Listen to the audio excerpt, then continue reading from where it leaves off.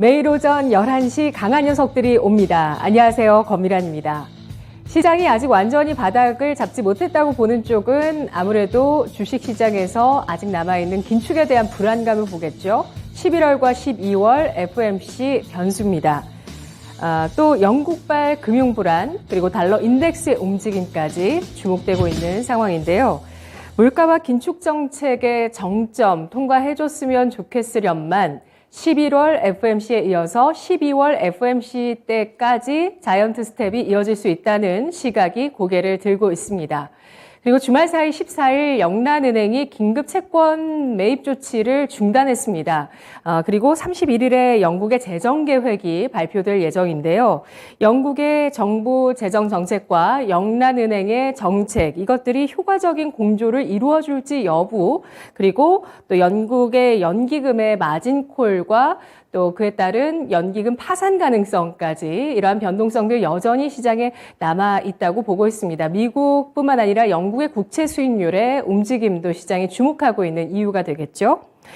주식시장 견조한 흐름이 오늘장 눈에 띄고 있습니다. 미국장의 흐름을 장 초반에 반영하고 나서 낙폭을 줄이면서 지금 약보합까지 양대 지수가 낙폭을 줄여주는 모습을 보여줍니다. 오늘장 과연 주식시장의 바닥론 봐야 될 것인지 아니면 변동성을 지속할 가능성에 대해서 좀 더 무게를 둬야 할 것인지 세 분의 강한 녀석들이 여러분의 투자의 책임 함께 해 나가보도록 하겠습니다. 만나보시죠. 안녕하세요. 네, 안녕하세요. 네, 내 투자 누가 책임져주면 조금 더 마음이 편할 것 같은데 참 어려운 시장에서 그래도 시장 바닥 잘 잡아줍니다. 자, 여러 가지 정부 정책들도 좀 나와줬고요. 그리고 또 감산 가능성 마이크론에서 이야기가 되면서 시장 또 바닥을 뒷받침해 주는데요. 오늘 세 분은 어떻게 시장을 보고 있을지 코멘트 함께 확인해 보시죠. 최인호 전문가 유비무환, 신기수 전문가 슬슬 매수 가담, 윤겸 전문가 미 기업 실적 발표 분기점. 네, 준비를 해야 이후에 걱정이 없다. 그리고 지금 매수를 이제 가담해 볼 시점이다. 또 실적에 대한 코멘트까지 준비되어 있습니다. 이 가운데서 오늘 신기수 전문가의 의견부터 확인을 해보겠습니다. 피크아웃에 대한 이야기, 코멘트 피크아웃, 이런 얘기까지도 꾸준하게 제기를 해주셨는데 그동안 시장 많이 흔들렸지만 바닥을 점차 잡아 나갑니다. 오늘장 슬슬 매수에 가담해봐도 괜찮다고요? 예, 제가 8월 17일이죠. 8월 17일 날 이제 강한 녀석들 나와가지고 그때 이제 시장 단기 고점이다. 그래서 그때부터 시작해서 9월 달까지는 계속 현금 비중 늘리자 계속 말씀을 드렸고 10월 달 들어가지고는 이제 관망 의견을 말씀드렸죠. 그리고 이제 거의 2달 만에 이제 매수 이야기를 해드리는 것 같아요.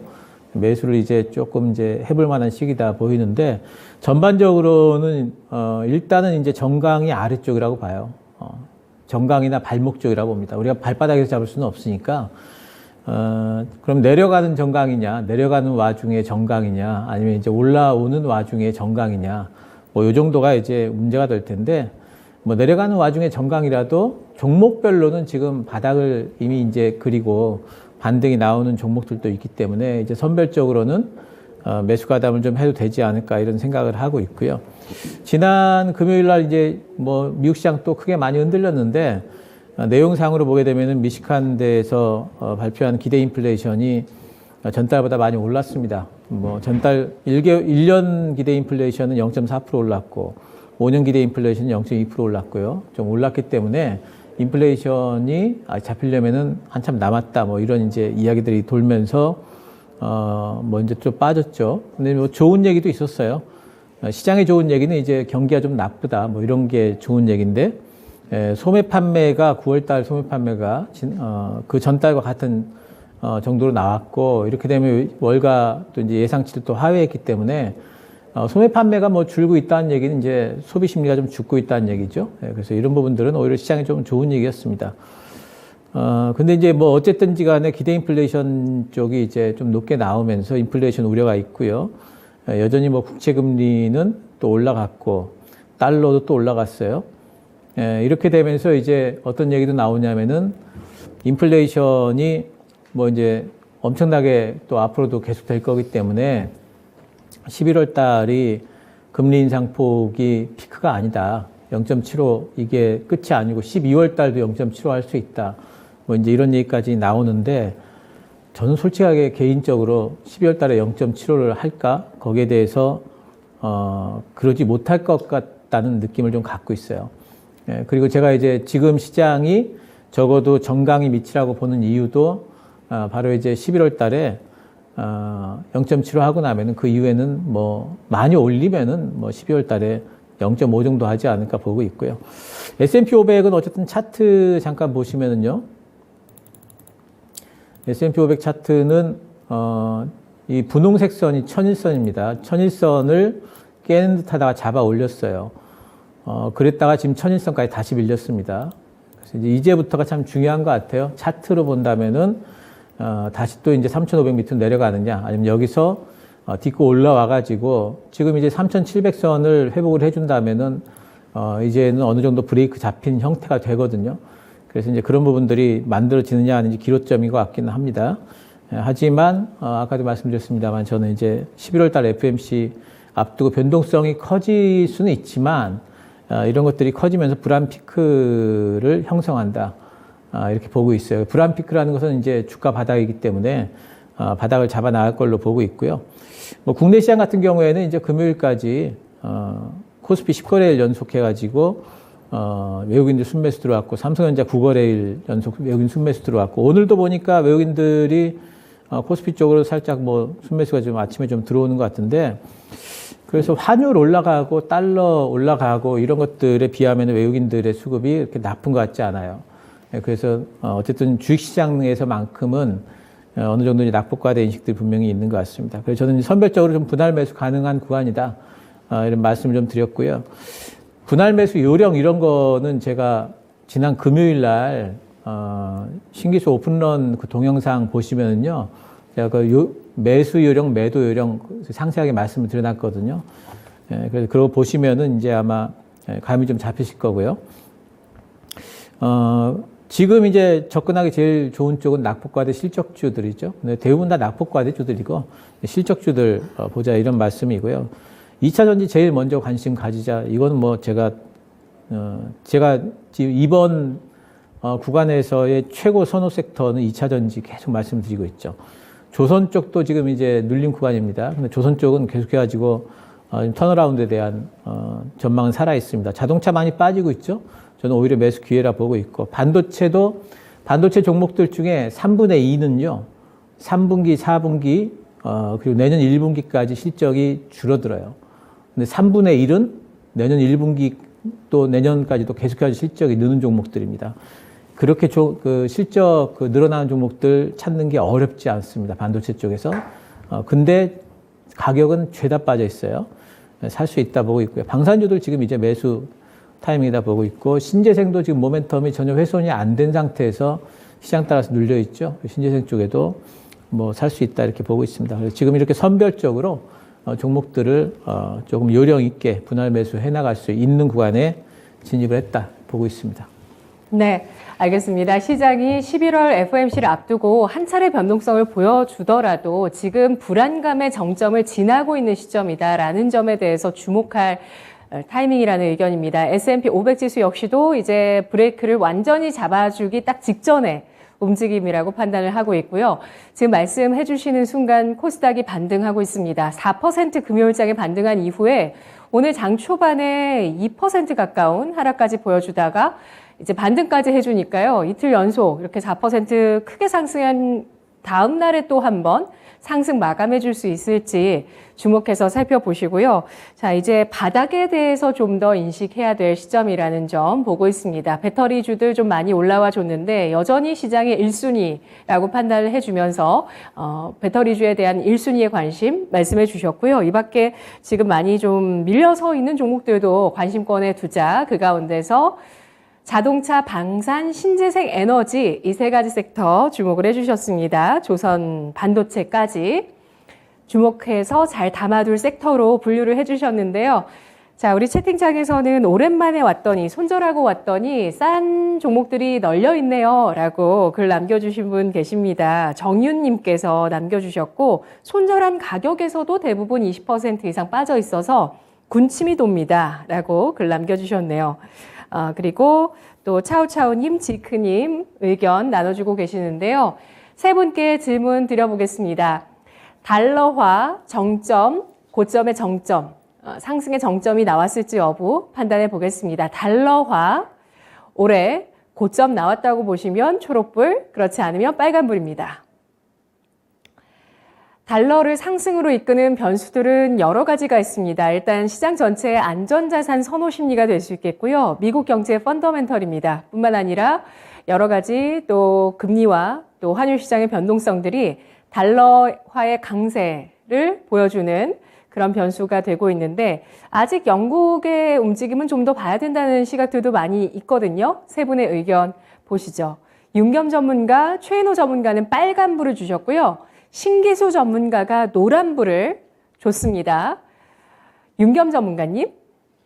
네, 뭐 이제 킹 달러를 넘어서서 이제 황제 달러로 거의 뭐 안착을 했다고 좀 보고 있고요.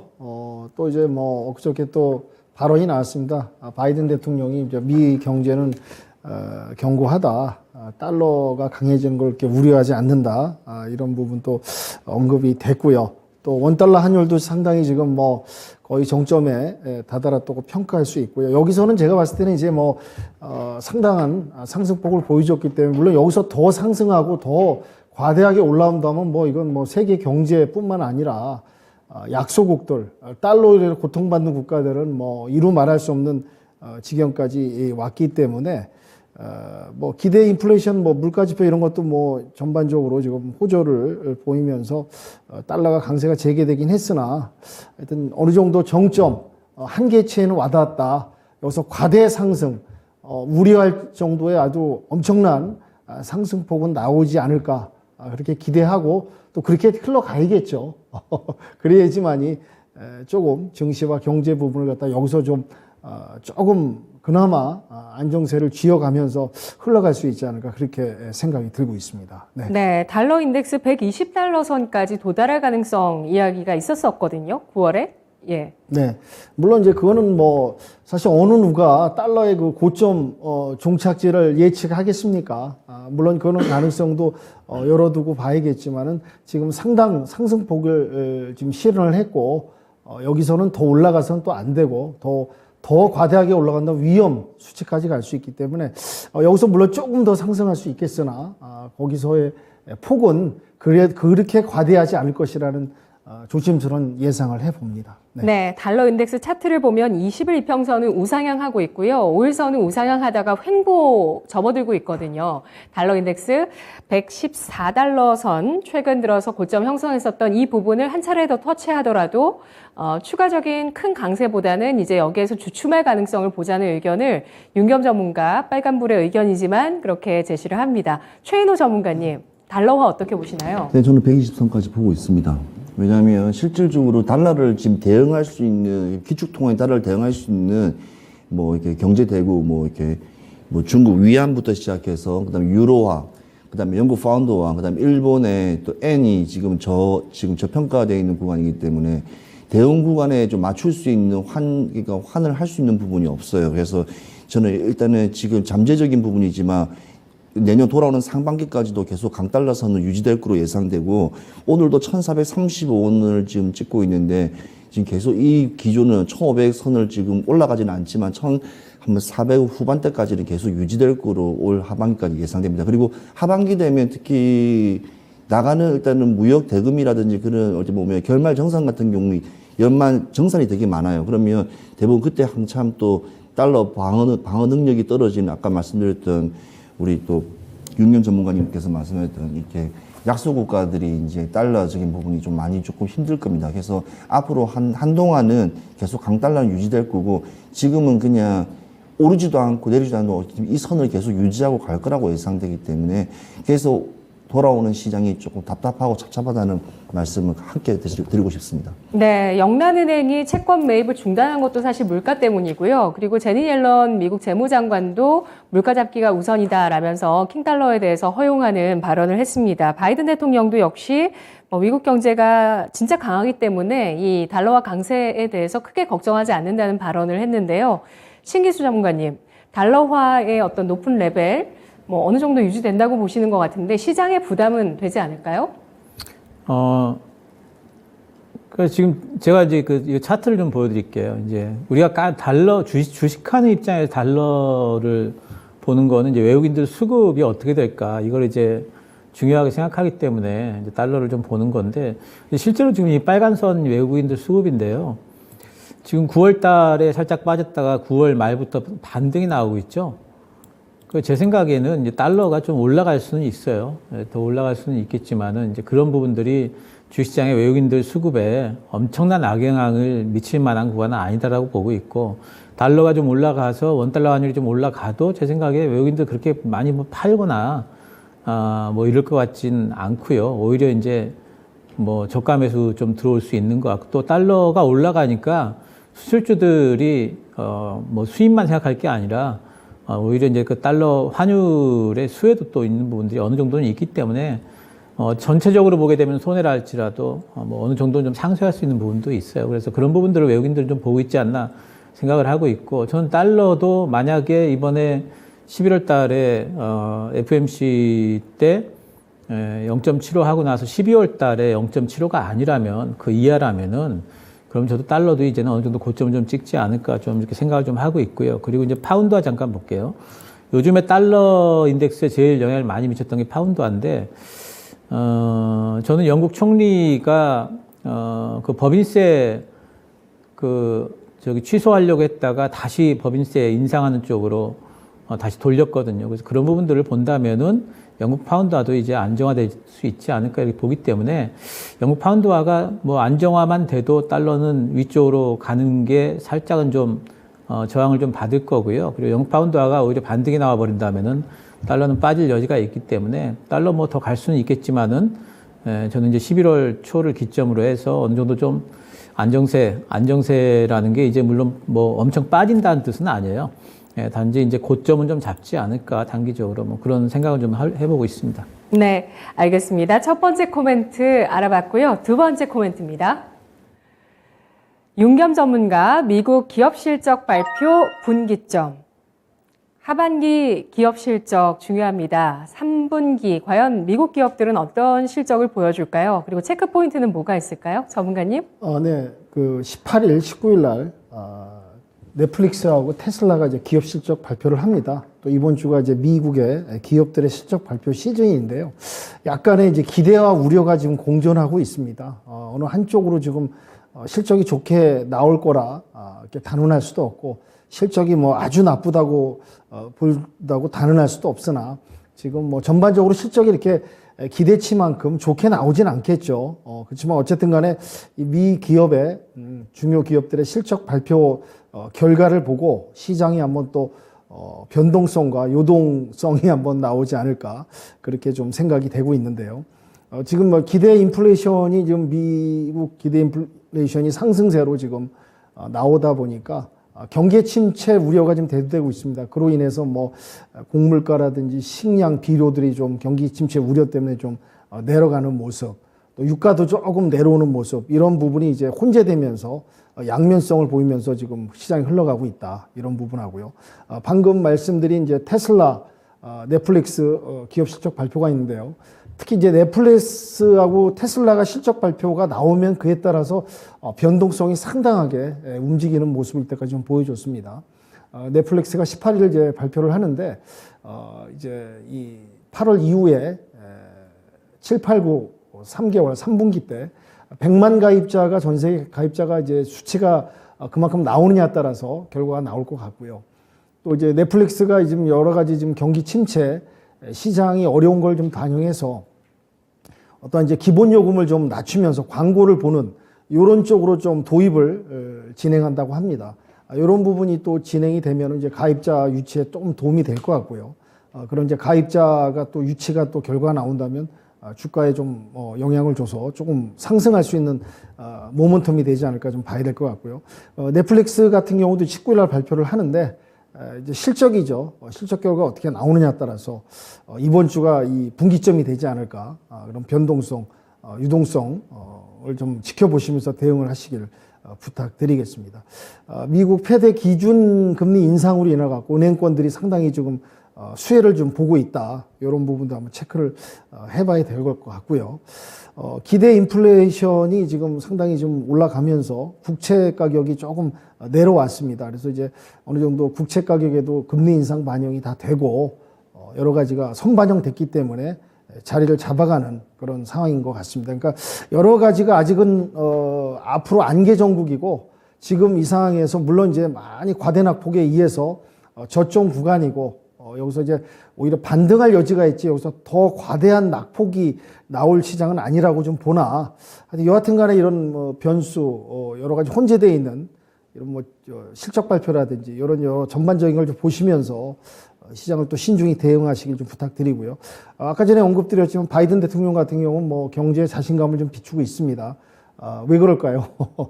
11월 중간선거 아니겠습니까? 어떤 투심과 시장을 좀 안정시키는 그런 발언을 지금 하고 있습니다. 다 재선을 해야 되고 중간평가를 지금 받아야 되는 입장이다 보니까 바이든 입장에서는 어떤 좋은 쪽으로 좀 발언이 나오는 게 아닌가. 이게 결국 투심으로 또 영향이 돼서 시장이 좀 안정화되는 그런 결과로 좀 이어졌으면 하는 바람이고요. 미 증시는 이 정도 좀 체크 포인트로 보시고요. 유럽 증시 같은 경우 지금 유로존이 8월 달에 무역 수지가 509억 유로가 적자가 나왔다고 합니다. 결국에는 우리나라도 마찬가지고요. 유로존도 마찬가지고요.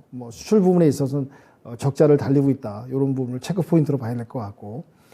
중국 증시 한번 보겠습니다. 중국 정부가 계속해서 지금 코로나 제로 정책을 지금 피고 있습니다. 그거는 결국에는 이제 그만큼 막대한 비용이 지불이 되고 거기에 따른 경제 대가가 따르는 거죠. 사실 코로나가 중국으로부터 시작돼 가지고 그 여파가 모든 전 세계 경제 여파를 미쳤고 지금까지 그 여파가 팬데믹이 종료되지 못하는 그런 상황. 이런 상황에서 중국도 여러 가지 오명도 시쳐야 됐고요. 이게 또 재확산되면 엄청난 영향이 있다 보니까 계속 코로나 정책을 피고 있는데 한마디로 통제 경제를 하겠다는 거죠. 중국인들의 소비도 좀 핸들링하고 여러 가지 포석이 있는 것 같습니다. 근데 결코 이 부분이 과대한 이 코로나 제로 정책은 경제에 있어서 상당한 여파를 주고요. 거기에 따른 경제 손실도 있고요. 그렇기 때문에 참 중국 경제도 지금 앞으로 풀어 헤쳐나가야 될 부분이 참 만만치 않다. 난관이 많다라는 부분을 한번 봐야 되지 않을까 생각이 듭니다. 증시 변수로 지금 영국발 지금 언급이 되고 있는데요. 감세를 했다, 감세를 늘렸다가 국채 부분이 또 100조를 투입해서 안정을 시켰다, 이랬다 저랬다 막 혼란이 오고 있습니다. 금융이 지금 금융발 위기로 터지느냐 그것도 한번 물론 지켜봐야 되는데 거기까지는 가지 않겠지만은 미진, 여진, 또 지진의 그런 여파가 있듯이 이것도 아예 낙관하고 아예 정상화된다고 아예 단언하면서 보지 마시고 이것도 위험 요소니까요. 증시 변수의 하나의 리스크니까 보시면서 지금 체크를 하셔야 되겠다라는 생각이 듭니다. 하여튼 영국발 금융위기는 결국에는 국민들이 피해를 보는 거 아니겠습니까? 다 국민 호주머니에서 세금 또 걷어다가 그 후폭풍 또 막아야 되고 하니까 하여튼 이래저래 국민들만 힘들어지는 세계 경제가 어렵고 금융발 위기가 나오고 모든 게 경기 침체 증시로서는 역시 국민들이 어려워지는 부분이 아닌가 생각이 듭니다. 끝으로 국내 증시 좀 보겠습니다. 카카오 화재가 나가지고 지금 몸집만 불리던 카카오가 드디어 위기에 봉착이 했는데요. 참 이 문어발식 확장, 기업들의 이 도덕적 해이, 또 카카오그룹의 보면은 경영 윤리 문제, 이런 부분이 기대와 관심을 가져줬던 많은 주주들, 일반 선량하게 투자했던 기업의 미래를 보고 투자했던 주주들에게 역시 피해를 주는 이런 부분 한번 다시 한번 되씹어 봐야 될 부분이 아닌가. 그래서 카카오 화재가 일어나서 지금 국민들이 3, 4일째 지금 전 국민이 쓰는 카카오톡, 이 메신저, 이 중요한 부분이 참 고통과 피해를 받고 있습니다. 그래서 여하튼 이런 부분을 체크를 해봐야 될 것 같고요. 데이터 센터 관련주 이거를 이제 복구한다든지 요 관련 데이터 센터 관련주들이 오늘 뭐 상당히 또 증폭을 보여줬습니다. 향후 어떻게 될지 요 관련주 보시면서 대응하시고요.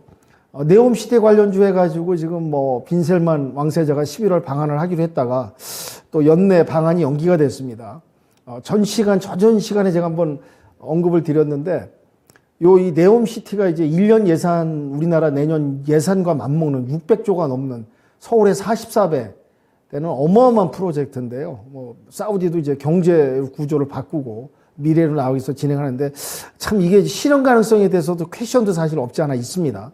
그러니까 이것도 지금 뭐 기대는 상당히 선반영되고 기대는 있으나 이게 과연 실현될 수 있는가 또 한번 리스크 차원에서 양면성을 보시면서 접근하시길 좀 부탁드리고요. 태양광은 지금 어떤 좀 기회가 지금 좀 올 수 있다는 부분이 있다고 그러네요. 중국 이쪽을 규제 부분이 좀 언급되다 보니까 관련되다 보니까 태양광도 이걸 같이 보시면서 체크를 해 보시고요. 지금 애플페이가 상륙한다는 이런 여러 가지 그 정황이 포착되고 있습니다. 그래서 애플페이 관련주도 좀 보시면서 이런 여러 시장에서 각 부분, 각 요소들을 같이 겸비해서 체크하고 분석하시면서 대응하시길 좀 부탁드리고요. 오늘 그 관심 섹터로는 지금 뭐 해킹 대회가 열리고 있다고 합니다. 두바이 왕실이 요걸 좀 관심 있게 보면서 지금 후원하는 이런 부분에 있어 갖고 시스템 관련해서 보안적인 프로그램에 있어서 여기 보안 프로그램 관련 업종을 좀 보시고요. 언급드린 카카오 화재 관련해서 요 관련된 데이터 관련들을 좀 보시면서 시장을 대응하시라는 말씀드리면서 시황 여러 가지 체크 부분에 대해서 정리 말씀드리도록 하겠습니다. 네.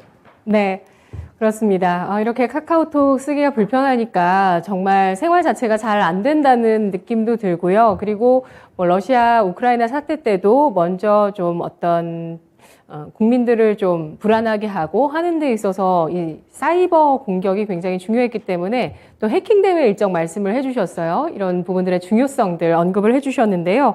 채팅창에서 외국인들은 우리나라 주가 달러로 계산하지 않을까요? 서당계 1년차님께서 글 남겨주셨습니다. 달러로 들어오는 외국인은 달러로 볼 거고요. 위안화로 들어오면 위안화로 볼 거고 다 다르겠죠. 근데 달러 기준으로 봤을 때 지금 뭐 원달러 환율이 통상 우리가 봤던 뭐 1,150원 대비해서 한 30% 올라갔으니까 지금 2,200에서 30% 할인을 하면 1,600 정도밖에 되지 않더라고요. 그래서 그런지 어쨌든 조금씩 외국인 사 들어오는 모습을 최근에 우리가 봤는데요. 세 분께 질문 드립니다. 주식시장 바닥 확인했다고 보시면 초록불, 변동성을 넘어서 추가 하락 가능성 보시는 분 계시는지 의견 여쭤볼게요. 빨간불 주시면 됩니다. 자, 이 바닥을 확인하는 과정에서 변동성은 항상 수반을 하는 거고요. 그런 것들을 감안했을 때 지금 어쨌든 바닥을 확인해 가고 있다고 보시면 초록불이고요. 아니다. 추가적인 주가의 하락세. 지금 우리 대외 여건이 너무나 좋지 않다. 앞으로 우리가 어떻게 대응할지 아직 불확실하다라는 측면에서 추가 하락 가능성이 있다고 보시면 빨간불입니다. 보시죠. 최인호 전문가가 빨간불 주셨고요. 윤겸 전문가 노란불, 신기수 전문가 초록불입니다. 세 분 다 의견이 다르세요. 윤겸 전문가님. 네. 뭐 세 분 의견이 다 각기 다를 수밖에 없겠죠. 보시는 이제 관점이 다 틀리니까 어느 분이 뭐 맞다 안 맞다를 떠나서 저는 그렇게 보고 있습니다. 지금이 현금 비중을 많이 갖고 계셨고 이 시장을 이 타임을 기다렸던 분께는 뭐 더할 나위 없는 호재죠. 여기서 이제 분할 매수 좀 투자하셔도 시간 싸움과 시간이 흐르면서 결국에는 위너가 될 수 있는 그런 타이밍이 아닐까. 그렇지만은 지금 뭐 여러 가지 언급드렸지만은 아직도 그런 변수, 악재들, 요런 후폭풍, 퍼펙트 스톰 같은 이런 부분은 아직은 뭐 완전히 해소됐다고 볼 수는 없고요. 그런 부분이 여지가 남아있다고 보시면서 시장을 대응하시되 지금은 분할 매수라도 무난하다. 시간과의 싸움에서 이겨낼 수 있다라고 그렇게 평가를 하고 싶습니다. 네. 네, 알겠습니다. 여진이 남아있어도 지금 매수에 들어갈 만한 때는 맞다는 의견이었는데요. 반면에 최인호 전문가는 빨간불 추가 하락 가능성을 예상하셨네요. 네, 뭐 이게 추가 하락이라는 게 큰 추가 하락이 아니라 저점이 2134포인트 좀 밑으로 조금 하회할 정도의 좀 추가락을 좀 보아지고 있고요. 일단은 이번 4분기가 제일 마지막을 좀 정점을 이루지 않을까 하는 일단 예상됩니다. 일단 주가는 항상 뭐든지 파동으로 이루어지기 때문에 시장이 흔들 때 오늘만 하더라도 전일 금요일 날 미증시에서도 좀 빠졌지만 이 카카오발로 인해서 전반적인 흐름 자체가 수급도 이렇게 개인들만 지금 들어와 있는 상황인데 지금 이런 시장이 계속 당분간 유지되면 좀 고착화적인 시장 흐름이 나옵니다. 그러니까 아무리 좋은 이게 펀더멘트 좋은 상황이 벌어진다 할지언정 이게 포텐이 나올 수 있는 구간이 좀 약간 약해지거든요. 그래서 지금은 지금 시장을 봤을 때는 당분간은 일단은 미국이 일단 우리 특히 외인들이 좀 우리나라 증시에 좀 많이 신규 구자가 좀 많이 들어오기를 좀 손꼽아 기다려야 되고요. 아까도 채팅방에서 나왔는데 지금 들어오면 당연히 한국 원화가 좋은 상황이지만 지금 우리나라에 외인들이 들어와 있는 거는 달러가 1,100원일 때 들어왔기 때문에 어찌보면 환율로 인해서 상당한 많은 지금 타격을 받고 있는 상태거든요. 그래도 조금씩 지금 이 반도체 관련된 삼성전자부터 시작해서 하이닉스가 신규 구자들이 지금 외인들이 조금씩 들어오는 게 지금 보이기 때문에 저는 그런 걸 봤을 때는 또 되게 또 좀 이렇게 좋다고 생각합니다. 그렇지만 전반적인 우리 국내 증시를 봤을 때는 일단 하반기까지 한번 또 악장이 한번 또 나올 거로 예상되기 때문에 항상 준비를 잘 하셔야 될 것 같습니다. 네, 그래도 반도체주에 대한 외국인의 관심 긍정적인 판단 해주셨습니다. 반도체 업황, 저점 가능성 의견 주셨는데요. 다음 질문 짧게 드릴게요.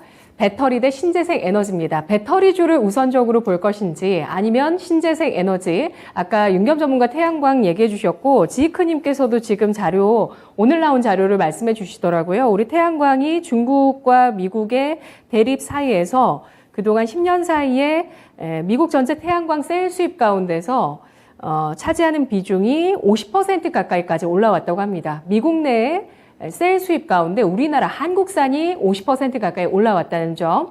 오늘 현대에너지솔루션 등등 일부 종목은 61선 회복 시도를 하고 있죠. 세 분의 의견 보시죠. 현대에너지솔루션, 한화솔루션은 61선 지지력 보여줍니다. 자, 2차전지가 뭐예요? 초록불입니다. 네, 초록불 배터리 주셨고요. 윤겸 전문가 노란불, 최인호 전문가 초록불 배터리주 의견 주셨는데요. 윤겸 전문가님 또 중립의 노란불. 아니 저는 현금 현금 비중. 저는 현금이 있으면은 신재생 에너지, 2차 전지 배터리 다 담겠습니다. 지금. 예. 돈이 없어서 못 담습니다. 네. 현금 비중 7, 80%까지 얘기해 주신 분이. 그러니까 제 얘기는 돈이 없다는 건 제 개인적으로 돈이 없다는 게 아니라 투자자 여러분들의 마음을 대변한 겁니다. 지금 현금 아주 여유 있게 들고 있는 분이 얼마나 되시겠습니까? 그런 마음에서 위로 차원드리고요. 제가 현금 비중이 있으시다면은 물론 이제 배터리도 좋고 2차 전지도 2차 전지 신재생 에너지 다 시간과의 싸움이고 미래 먹거리 산업, 미래 정부 육성 산업 정책이니까 분할해서 담아도 무리는 없다고 저는 생각합니다. 네, 알겠습니다. 오늘도 현금 비중을 궁금해 하셨는데요. 마지막 코멘트 보고 말씀드릴게요. 마지막 코멘트는 최인호 전문가입니다. 유비무환. 준비 항상 잘해야죠. 주식 투자하면서도 정말 항상 매일매일을 잘 챙겨야 되는데 오늘은 어떤 내용일까요? 오늘 주가가 빠진 거에 대해서 사실은 되게 속상합니다. 왜 그러냐면 이게 인재일까 아니면 우리 시장에서 너무 앞서가는 이 시장이 이 트렌드에 하다 보니 이런 어찌 보면 사고에 대한 어찌 보면 정확한 잘잘못을 따질 수가 없는 상황이에요. 왜 그러냐면 우리는 카카오톡을 무료로 사용하고 있지 않습니까? 그렇지만 자영업 하시는 분들이라든지 아니면 택시를 종사하시는 분 같은 경우에는 그걸 가지고 호출을 받으면서 생활이 되는 일단 보면 되게 중요한 부분에 지금 놓여 있거든요. 이 카카오가 어떤 시장에 우리나라에 지금 이 트렌드 정보통신 시장에 하나의 축으로 들어오면서 큰 사태가 나와서 좀 유비무환이라고 좀 해보고 싶습니다. 이 지금 양현서 카카오 부사장이 서버 화재 현장에 이렇게 나왔는데 거기서 이제 브리핑을 했습니다. 이제 이 판교에 있는 SK CNC 같은 경우에는 32,000대 정도 있다고 그랬답니다. 그런데 지금 아직까지 절반도 복구가 안 된 상태입니다. 지금 당장 급한 이제 카톡만 일단은 기존으로 빨리 이렇게 지금 처리하고 있는 상황이고요. 원래는 20분 내에 일단 복귀가 가능한 상황이 됩니다. 근데 서버 손실량이 워낙 크기 때문에 이 서버 손실량인 것은 카카오가 공격적인 마케팅만 했지 내부적으로 결속적인 이 시스템적인 부분이라든지 이런 데는 투자를 안 했다는 뜻이죠, 어찌 보면. 그래서 전체 공급량도 지금 차단이 되기, 전력량이 차단됐기 때문에 이중화 조치라고 합니다. 이게 뭐냐면 데이터를 혹시라도 잃으면 클라우드처럼 이렇게 보관하는 이는 근데 그게 보관해도 트래픽적인 현상이 상당히 많이 지금 일어나고 있어요. 급하게 지금 시행하다 보니까. 그래서 지금 정부도 지금 나왔습니다. 그래서 윤석열 대통령께서도 어저께 이제 관계 장관들 지시하면서 방송통신 재난 상황실을 이제 만들면서 이종호 장관을 불러들여가지고 이제 방송통신 재난 대책본부를 이렇게 격상을 시켰습니다. 그러니까 우리가 재난이 태풍이 오나 재난처럼 그래서 이게 민생들 생활에 워낙 연관이 많이 되고 이제 배달 많이 하지 않습니까? 배달 민족이라든지 그래서 그런 것도 많이 연결되어 있는 부분도 있기 때문에 어제 대통령 입장에서 봤을 때는 지금 또 이렇게 국민들이 상당히 힘든 시점에 또 이 같은 악재가 겹치니까 일단은 재난으로 빨리 이렇게 해서 대책을 일단 마련하려고 하는데 해결 방안적인 부분이 좀 되게 중요하다고 생각합니다. 지금 카카오는 지금 안산의 한양대학교에 있는 그쪽에 에리카 캠퍼스에다가 지금 2025년 한 2, 3년 후 되면 완공을 한다고 하는데 저는 제가 봤을 때는 조기 완공을 해야 돼요. 실질적인 우리나라의 데이터 이 베이스적인 이렇게 센터가 그다지 크지는 않습니다. 그리고 한 4, 5년 전에도 KT였죠. KT도 옛날에 아연 지점에서도 불이 났던 사고도 있었고 아무튼 해마다 반복되는 이런 상황들을 조금이나마 우리 안전한 이 정보통신, 우리 개인정보라든지 모든 생활의 정보들을 조금 유지하려면 기업들이 R&D, 연구개발이라든지 기술적인 투자가 있어야 되는데 너무 주가의 방어에만 너무 열을 올린 것 같아요. 그렇다고 해서 지금 카카오가 주가 방어가 잘 된 것도 아니거든요. 반야반토막 난 상황인데, 고점 대비했을 때. 그런 거 봤을 때, 결과론적으로 봤을 때는 좋지 않은 상황이 나왔고, 그러면 앞으로는 어떻게 되냐, 유비무한. 항상 뭐든지 준비하는 태세가 있어야지 이 같은 일이 두 번, 세 번 반복이 일어나지 않겠다는 생각이 있어서 오늘 좀 짧게, 오늘 사실 국내외 시황적인 부분 봤을 때 시진핑하고 할 이야기 참 많은데 지금 시장이 워낙 받쳐주지 않는 상황에서는 국제정세는 사실은 필요가 없어요.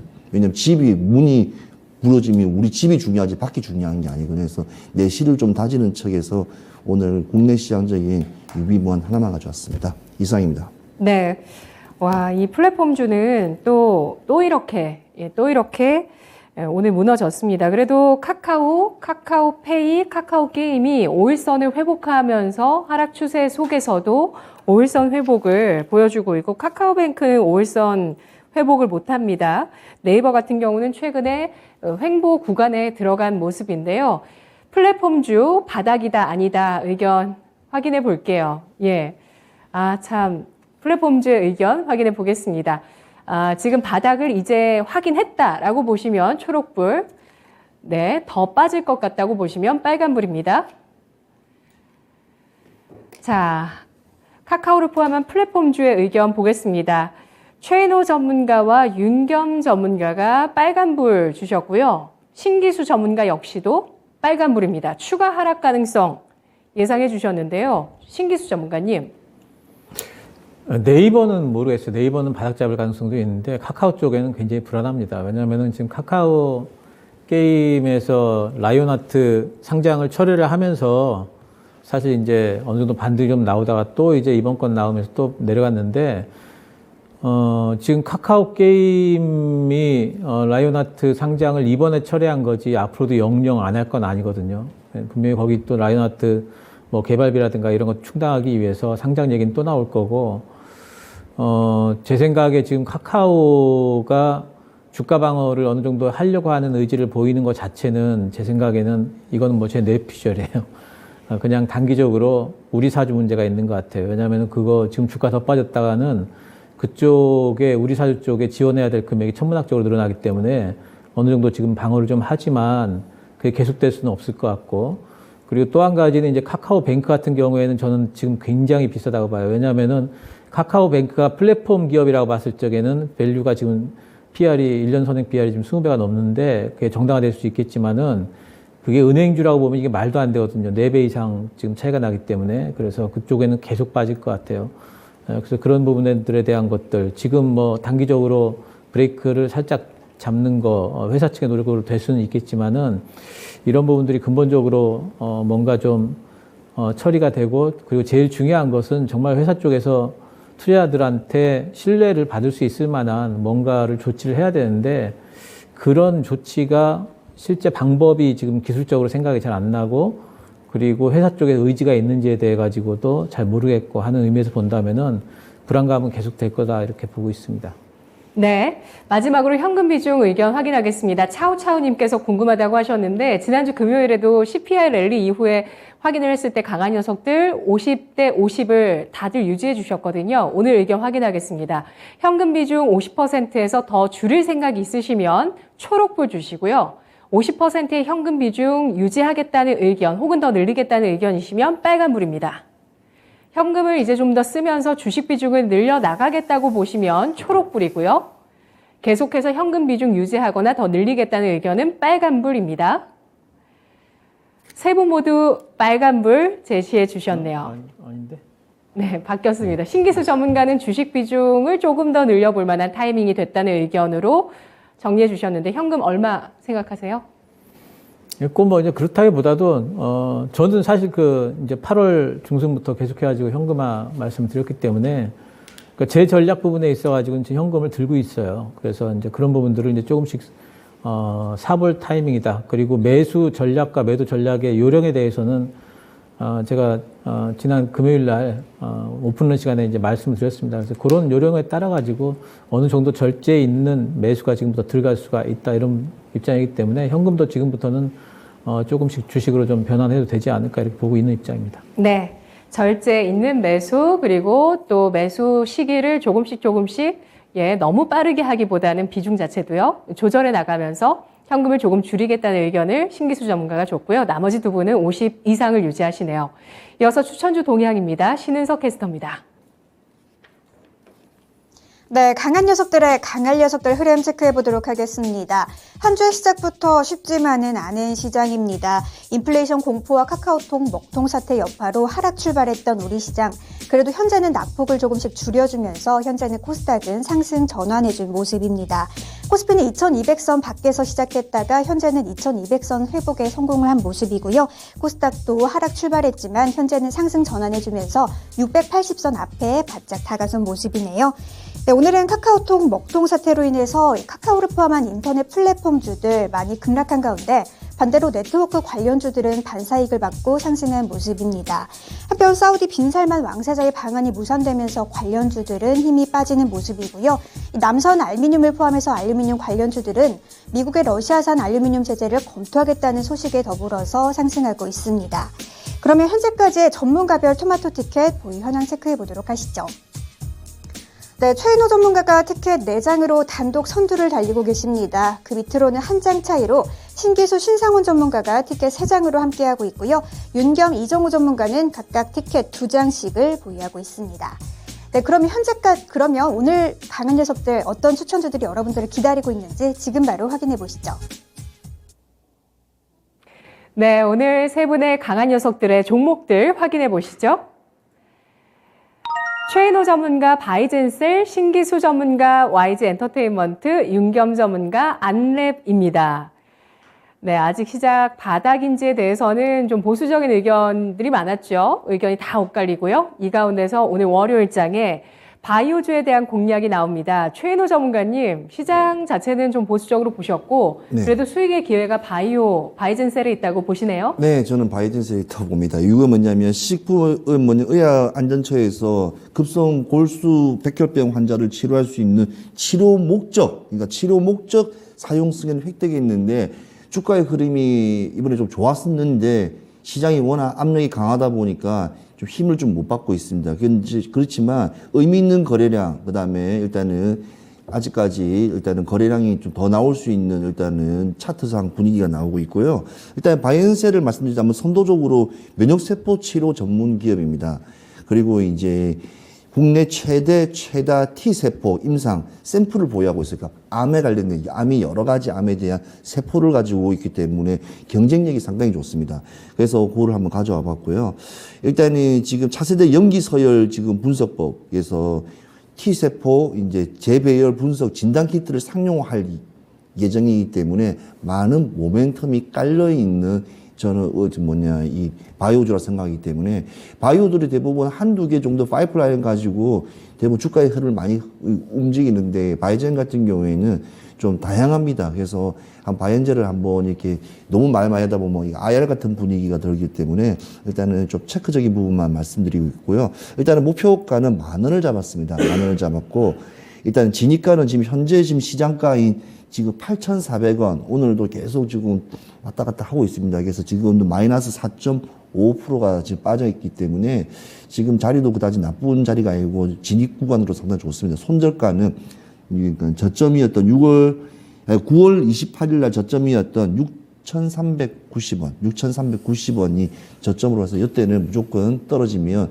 손절하고 나오는 구간 타이밍 보시면서 진입하셔도 괜찮을 거로 보았습니다. 네, 바이젠셀 면역세포 치료제 기업입니다. 최근에 식약처에서 골수성 백혈병 환자 치료 목적의 사용 승인 획득 소식이 나왔던 종목이죠. 전 저점 손절가로 잡습니다. 6,390원이고요. 목표가는 10,000원, 매수가 현재가입니다. 이어서 볼 종목은 엔터주입니다. 신기수 전문가 YG 엔터테인먼트의 투자 포인트 주시죠.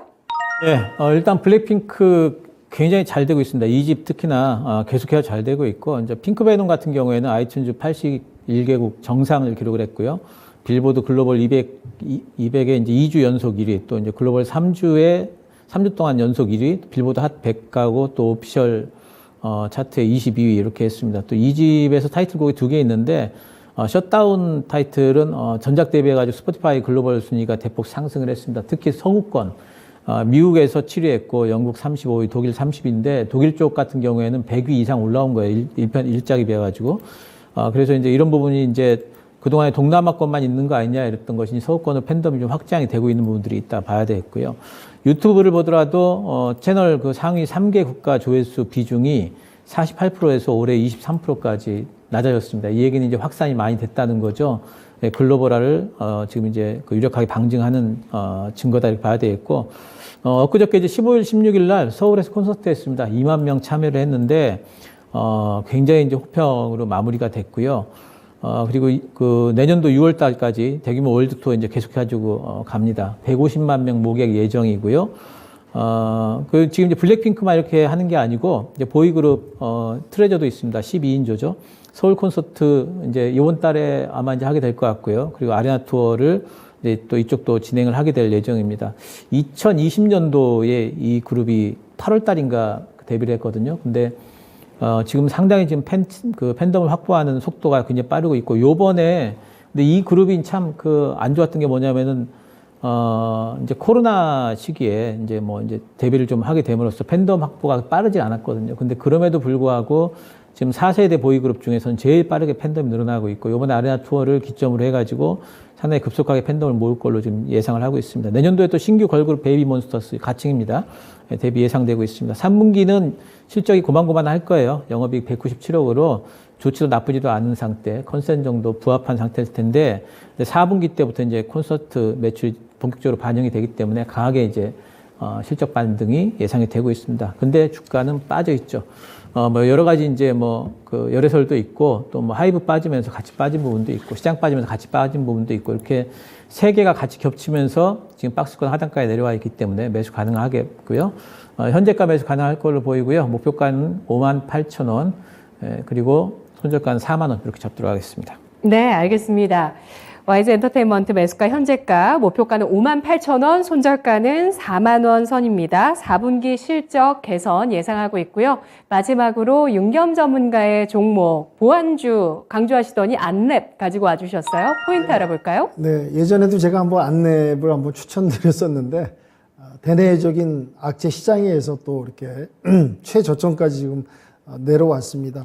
월봉상 차트 잠깐 보셔도요, 상당한 저점 구간, 6만 원대 지지, 거의 쓰리바닥이라고 얘기해도 과언이 아닐 정도로 이제 바닥을 좀 딛고 올라서야 되지 않을까 생각이 들고요. 안랩에 대해서는 제가 굳이 긴 설명 안 드려도요, 시스템 보안 업체고요, 소프트웨어 보안 업체고, 아까 전에 언급드렸지만 두바이에서 전 세계 해킹 방어 대회가 열렸습니다. 지금 뭐 이 시스템 보안, 기업 보안, 국가 보안 이런 부분이 뭐 거의 뭐 제3의 전쟁이라고 언급될 수 있을 정도로 해킹의 공격으로 인해서 그 보안 부분이 상당히 중요성으로 더 부각되는 상황에 와 있습니다. 그래서 이 두바이 왕실에서도 여러 가지 지원을 하고 이 아랍에미레이트 국가도 앞으로 이제 뭐 50년 내로 AI가 이제 어떤 중심이 되는 그런 경제 패러다임으로 좀 바꾸기 위해서 준비도 하고 있고 이번 해킹 대회를 후원을 하고 있습니다. 그래서 지금 안넷 같은 경우 상반기 매출도 1,000억을 최초로 돌파했고요. 물론 이제 영업이익 이런 부분은 조금 감소했는데 여러 가지 신사업에 추진하고 투자를 하고 있는 상황이다. 그런 상황입니다. 그러다 보니까 여러 가지 앞으로가 기대가 되고 이 회사는 이제 유동성 자금은 상당히 좋고 부채는 적은 기업이다 보니까 이제 저점으로 내려올 만큼 내려왔다. 지금쯤은 한번 진입해도 무방하지 않을까 해서 추천 말씀드리고요. 하반기에 또 실적과 추세 전환이 기대되는 상황이고요. 진입가는 종가로 오늘 진입하시면 뭐 무난하실 것 같고요. 1차 목표가는 7만 원 정도 잡고 보겠습니다. 손절가는 여유 있게 5만 원 잡고 대응해도 무리가 없지 않아 싶고요. 1차 목표가 돌파하면은 8만 원 이상 10만 원까지도 중장기적으로 볼 수 있는 기업이다. 근데 단 시간이 좀 걸리는 거를 감안하시면서 보시고 단기적으로 만 원까지 7만 원까지 보셔도 무리가 없지 않을까 해서 이 오늘 안내 추천 말씀드리도록 하겠습니다. 네, 안내 보안주 매수가는 오늘 종가 제시합니다. 목표가는 7만 원, 손절가는 5만 원 선 제시해 주셨네요. 오늘 강한 녀석들의 공개 방송 일정은 없습니다. 세 분 수고하셨습니다. 고맙습니다. 지금까지 투자 판단에 도움드릴 수 있는 내용들 확인해봤습니다. 다만 주가의 상승과 하락을 보장하지 않는다는 점 유의하시면서 투자하십시오. 일본, 대만 뒤에서도 우리 장은 굉장히 오늘 견조한데요. 증한펀드도 이달 중순 이후부터는 가동 준비가 완료된다고 하니까요. 시장 안정화 계속 이어질지 지켜보도록 하겠습니다. 오전장 함께 하셨습니다. 고맙습니다.